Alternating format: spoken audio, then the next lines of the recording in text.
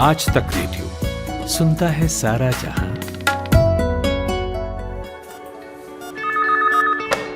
Hello doctor. नमस्कार, आज तक रेडियो पर आप सुन रहे हैं हेलो डॉक्टर। मेरा नाम है खुशबू कुमार।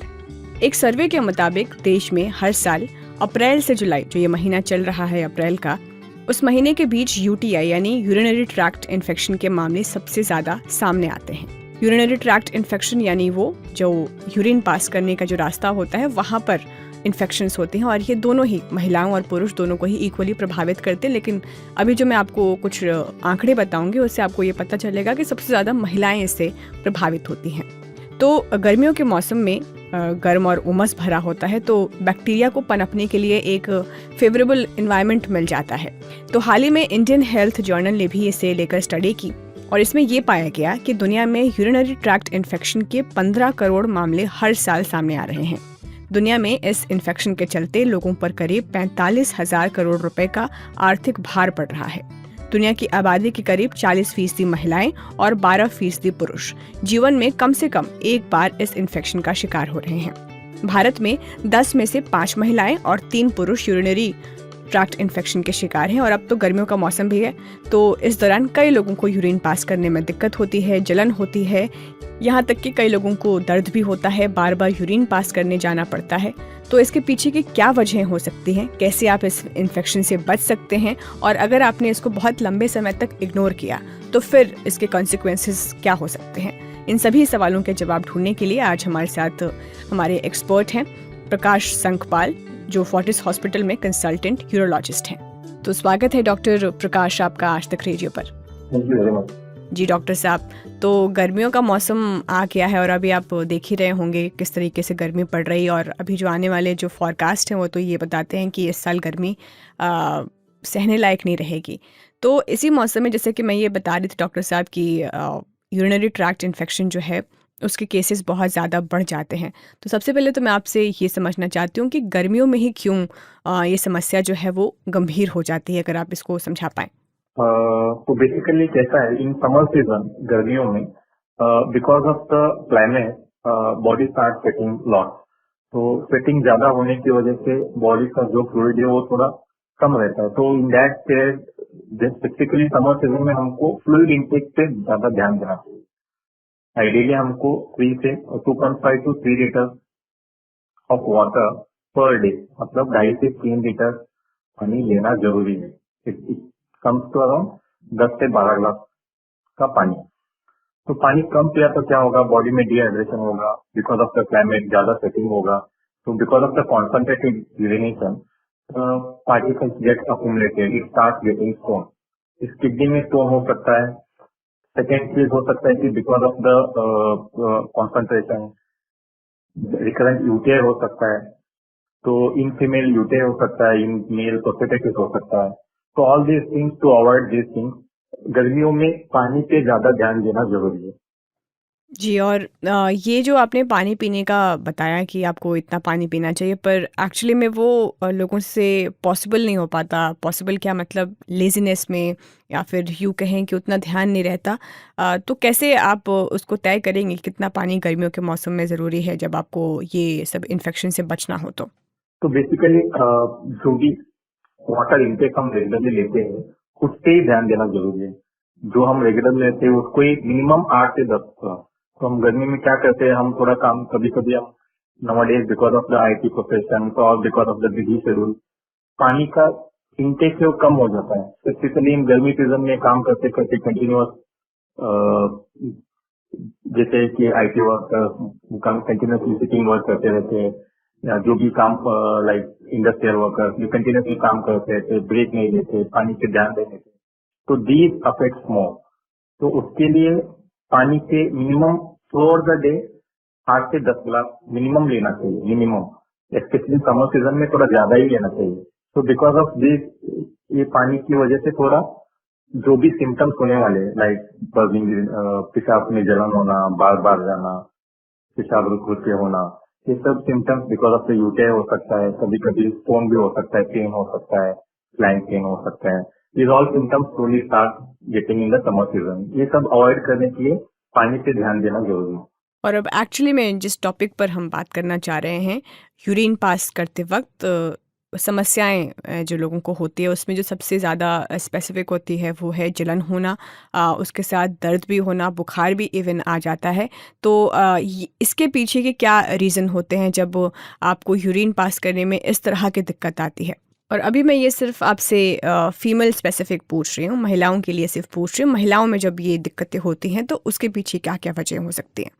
ओके, आपका क्वेश्चन को मैं डिवाइड कर देता हूँ। महिलाओं में जो है हो सकता है कि थोड़ा 45 के बीच में होगा, 45 से पहले या 45 के बाद, लाइक पेरीमेनोपॉजल, मेनोपॉजल से पहले और मेनोपॉजल के बाद।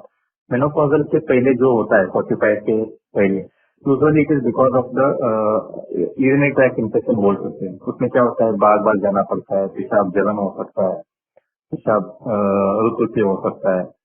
तो इससे basically because of the infection, पानी कम पीने की वजह से हो सकता है, या जेनिटरी ट्रैक्ट में जो भी एबनॉर्मल या जो भी स्टोन्स हो सकते हैं, किडनी में स्टोन, ब्लैडर में स्टोन, यूरेटर में स्टोन, इसकी वजह से भी हो सकते हैं। या गायनेकोलॉजिकल प्रॉब्लम्स हो सकते हैं, लाइक सिस्टोसिस, जो पेशाब बच्चे रहने का पेज रहता है वो थोड़ा नीचे आ गया तो भी प्रॉब्लम हो सकता है। Because of these things recurrent infection इस उम्र में हो सकता है। लेकिन after perimenopausal, apart from this, इसके अलावा भी और दूसरे प्रॉब्लम हो सकते हैं कि एस्ट्रोजन कम हो जाता है आफ्टर 45 ईयर्स पेरीमेनोपॉजल के बाद। तो उसमें क्या होता है, मेटल स्टेनोसिस हो सकता है, बिकॉज ऑफ दैट ज्यादा यूरिन अकोमुलेट होकर रिकरेंट इन्फेक्शन हो सकता है, या किडनी पे अफेक्ट हो सकता है। Stones for also common. तो these are in the female part. ठीक है। तो और मेल पार्ट का क्या है डॉक्टर साहब? उन्हें जब ये इस तरह की दिक्कतें आती हैं तो क्या क्या पॉसिबल कॉजेज हो सकते हैं इसकी? तो मेल पे भी again I divide the same thing, like young adult और एल्डरली। यंग मीन्स जो 20 to 40, 45 ईयर्स तक रहता है, उनमें हो सकता है कि रिकरेंट यूटीआई हो सकता है।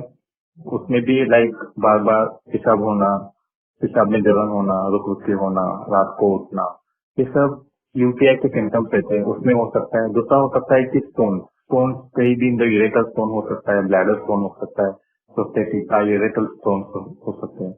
इसमें भी उनको ये सेम सिम्टम्स आ सकते हैं। अपार्ट फ्रॉम दिस, जो लोगों को पता रहना चाहिए कि प्रोस्टेटाइटिस बोलते मीन्स प्रोस्टेट ग्लैंड का इन्फेक्शन, इसमें भी पेशेंट यूजुअली इन द ये हो सकता है कि 20 to 40 ईयर्स में, 40-45 ईयर्स। तो इसमें यूजुअली यंग अडल्ट जो पहले प्रोस्टेटाइटिस इन्फेक्शन हो सकता है, या कभी कभी कैथेटर डालने की वजह से भी हो सकता है, या anywhere infection in the genital tract में कहीं भी इन्फेक्शन हो सकता है, पहले कुछ ट्रॉमा हो गया उसकी वजह से हो सकता है। दीज आर ये थोड़े लोगों को अक्यूट हो सकता है, थोड़े लोगों को क्रोनिक हो सकता है। क्रोनिक मतलब बार बार होना, इन्फेक्शन एंटीबायोटिक देने के बाद भी कम नहीं होता है, वापस रिकरेंट हो जाता है। These are chronic prostatitis. तो दीज आर, ये सब हो गए यंग अडल्ट में। तो एल्डरली में मोर देन 45 or 50 ईयर्स, ये जो रिकरेंट यूटीआई होता है, it might be because of prostate, like prostate enlargement और प्रोस्टेटिक कैंसर और प्रोस्टेटाइटिस, 1/3 में प्रोस्टेटाइटिस से रहता है। इसमें क्या होता है, because of the prostatic enlargement, उसको हम बीपीएस बोलते हैं। पेशेंट सफर्स लाइक बार बार जाना, पेशाब रुक रुक के होता है, पेशाब करते वक्त जोर देना पड़ता है, पेशाब होने के बाद भी अंदर पेशाब का ऐसा लगता है, रात को उठना पड़ता है। These all are CPS symptom, prostatic enlargement. तो पेशाब होने के बाद भी बार बार पेशाब जैसा होना, या पेशाब रुक रुक के रिकरेंट यूटीआई भी हो सकता है। ये सब सिम्टम प्रोस्टेटिक कैंसर में भी हो सकता है, प्रोस्टेटाइटिस में भी हो सकता है। तो इसके लिए हमको पेशेंट को क्लिनिकली एडमिट करके देखना पड़ता है कि पेशेंट का एग्जैक्टली क्या है। उसके लिए blood test, urine test, sonography, serum creatinine, elderly, ये सब करके हमको डायग्नोज एग्जैक्टली करना पड़ता है कि पेशेंट को एग्जैक्टली क्या डिसीज है। उसके ऊपर हमारा ट्रीटमेंट डिपेंड करता है। ठीक है, तो ये तो आपने कॉजेज़ बता दिए और ये भी बताया कि क्या-क्या चीज़ें समस्याएँ हो सकती हैं। लेकिन मैं आपसे ये सवाल पूछना चाहती हूँ कि ये जो इन्फेक्शन होता है, ख़ासकर इस तरह की समस्या जब आपको यूरिन पास आउट करने में ही दिक्कत हो रही हो, तो इसका साफ़-सफ़ाई से कितना लेना-देना है? ये कितना इम्पैक्ट करती है कि आपको इन्फेक्शन कितना गंभीर होगा और कितना नहीं होगा? और मेल काउंटर पार्ट के लिए किस तरह की साफ़-सफ़ाई की ज़रूरत है? कैसे हम इससे बच सकते हैं? This is important part actually, especially in female parts like younger female या middle age female. इनमें क्या होता है, फीमेल में ये रखता है हार्डली 3 to 4 सेंटीमीटर, मेल में कैसा रहता है 20 सेंटीमीटर. तो जो आप पूछ रहे हो उसको बोलते हैं असेंडिंग यूरिनरी ट्रैक्ट इन्फेक्शन. मतलब क्या होता है, पेशाब के रास्ते से ऊपर जाके इन्फेक्शन होना, ब्लैडर में इन्फेक्शन. तो उसमें क्या होता है, आपका पेरिनियल एरिया वहाँ साफ सफाई नहीं है या आपका हाइजीन अच्छा नहीं है, तो क्या होगा, इन्फेक्शन धीरे धीरे मिएटस से, जो एक्सटर्नल पार्ट रहता है यूरिन का, यूरिन कहाँ जहाँ से जाता है वहाँ एक्सटर्नल पार्ट होता है, उसको बोलते हैं मिएटस. मिएटस से ऊपर धीरे धीरे इन्फेक्शन होता है, तो उसका साफ सफाई रखना जरूरी है. स्पेशली फीमेल वो यूरेथ्रा हार्डली 4 सेंटीमीटर है, वहाँ का इन्फेक्शन जल्दी फैल जाता है इन केस ऑफ फीमेल. तो वहाँ का एरिया को हाइजीन रखना जरूरी है. ऐसा इसके लिए फीमेल में क्या सोचे कि एज मोशन और यूरिन का मिक्सचर होने का चांसेस ज्यादा रहता है, तो मोशन का जो भी साफ सफाई आगे की पीछे करना चाहिए, नॉट पीछे से आगे. और पेरिनियल एरिया में साफ सफाई कर दो और वाटर इंटेक ज्यादा रख दो. हो सकता है तो जैसे बोलते हैं कि एंटीऑक्सीडेंट, क्रैनबेरी जूस, वो सब लेना भी जरूरी है to avoid the recurrent UTI in female. ठीक डॉक्टर साहब, तो एक सवाल मेरा और आपसे ये कि जब मैं इसके ऊपर थोड़ा सा पढ़ लिख रही थी तो मुझे ये भी पता चला कि सेक्सुअल एक्टिविटी भी जो यूरिनरी ट्रैक्ट इन्फेक्शन है उसको बढ़ावा देती है. तो अगर आप इस पर थोड़ी सी क्लैरिटी दे सके. It is specifically in cases of like उसको बोलते हैं फाइमोसिस हो गया तो क्या होगा, या पिक्चर इरेक्टर हो जाता है या मिएटर टीमोसिस हो जाता है. इन दोज केसेस क्या होता है, because of the accumulation of the urine inside the, जो आगे का स्किन का पार्ट के अंदर जो यूरिन अकुमुलेट होता है बिकॉज ऑफ फाइमोसिस मतलब जो भी स्किन रहता है वो पीछे नहीं आता. तो पीछे नहीं आता है तो स्लोली उधर ही कंस्ट्रिक्ट होकर उसी पार्ट में यूरिन करते वक्त बलून जैसा फूगेगा या यूरिन अकुमुलेट होता जाएगा. वो जो वहाँ जो इन्फेक्शन बढ़ेगा, वहाँ जो इन्फेक्शन हो जाएगा वो धीरे धीरे बढ़ते असेंडिंग हो जाएगा, मतलब ब्लैडर तक पहुंच जाएगा. ब्लैडर इन्फेक्शन हो सकता है, सिस्टाइटिस मिलते हैं उसको, या प्रोस्टेटाइटिस हो सकता है, या यूरोसेप्सिस हो सकता है. तो थोड़े लोगों को जो भी फाइमोसिस है उनका ट्रीटमेंट लाइक सर्कमस्टेंशन करना पड़ेगा, या मिएटोसीमोसिस है तो उसका ट्रीटमेंट अलग लगेगा. अच्छा डॉक्टर साहब, एक सवाल मेरा आपसे ये था, जैसे आपने कई सारे उपाय बताएं, लेकिन मैं आपसे ये पूछना चाहती हूँ, जैसे गर्मियों में जो हनी और वाटर होता है, शहद और पानी, लोग उसका घोल बनाकर पीते हैं. और मैंने कई जगह ये सुना भी और लोगों को करते हुए देखा भी है कि हनी और वाटर पीने से मतलब एक तरीके का ये बेस्ट वेपन है यूरिनरी ट्रैक्ट इन्फेक्शन के खिलाफ. तो क्या ये वाकई ऐसा है? नो मैडम, ऐसा कुछ साइंटिफिक प्रूफ नहीं है. अनलेस ऐसा हो सकता है कि हाइड्रेशन हो सकता है, तो हाइड्रेशन की वजह से कम हो सकता है. तो ऐसा कुछ प्रूफ नहीं है कि हनी के या वाटर का mixture, it is not a proof thing. ठीक है, तो अब आप मुझे मतलब ये मैं बातचीत यहाँ पे ख़त्म कर रही हूँ, लेकिन ये ख़त्म करने से पहले आपसे बस एक सवाल मेरा ये कि अगर आप इसको थोड़ा समराइज़ कर सकें और ये बता सकें कि अगर आपको इन यूरिनरी इन्फेक्शन से बचना है तो क्या-क्या करने की ज़रूरत है खान-पान के लेवल पर? बेसिकली सब लोग को ध्यान में नहीं रहता है. पहली चीज ये है कि पानी ज्यादा पीना जरूरी है.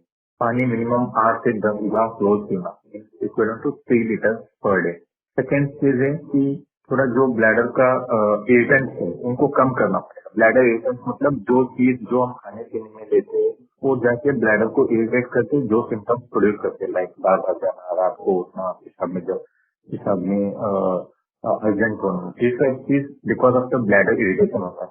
तो वो फूड को थोड़ा कम करो या अवॉइड किया तो उन लोगों को हेल्पफुल होता है. लाइक कि बेरीज, क्रैनबेरीज, ब्लूबेरीज, ब्लैकबेरीज, उनका जूस ले लो, या सॉल्ट कम खाना, या जंक फूड है वो कम खाना, आर्टिफिशियल स्वीटनर से कम खा लो, अल्कोहल अवॉइड करो.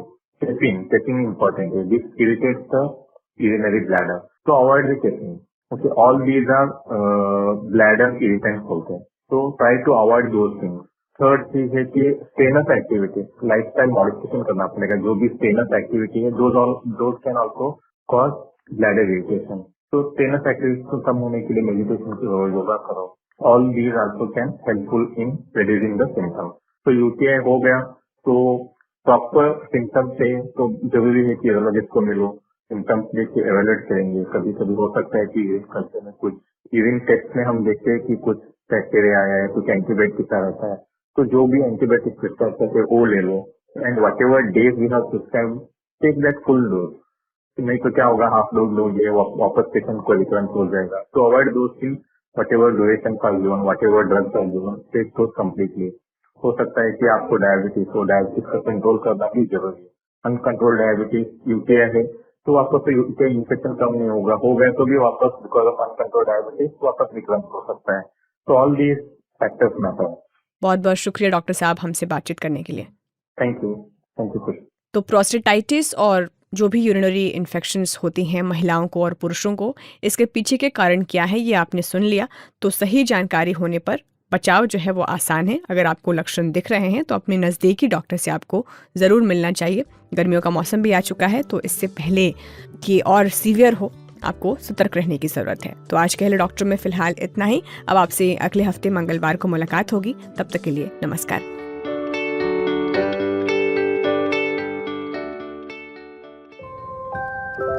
कहानियों का मौसम लौट आया है। किरदार जिनमें सांस ले रहे हैं हमारी रोजमर्रा की जिंदगी के एहसास। किसी आंख से टपका एक खामोश आंसू, किसी जबान पर आते आते रुक गई कोई बात, किसी की दबी हुई शरारती हंसी, किसी की मोहब्बत भरी एक नजर। हर एहसास में ढूंढिए खुद को, क्योंकि ये है story box. Story box with Jamshed Qamar Siddiqui, only on आज तक रेडियो।